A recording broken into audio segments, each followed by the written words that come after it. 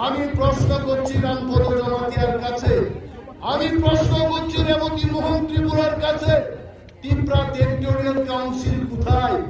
অনেক বড় ইউটিউবার ছিল, বেঙ্গাই ছিল, তাও কেন ব্লক ডেপুটেশন দিয়েছি নন গ্রেটার ত্রিপুরা ল্যান্ডকে বড় থাক নন 14 গুষ্টি যেদিন বুঝবাই বুঝি কল্যাণকারী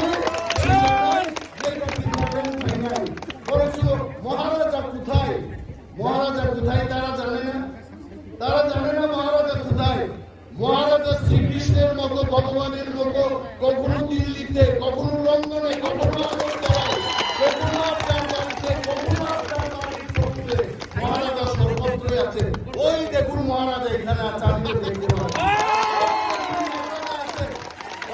হাজার হাজার বড় কিছু খাবো প্রত্যেক মানুষের মনে, প্রত্যেকটি ভাষার মনে মহারাজা জীবিত আছেন। মহারাজার চেহারা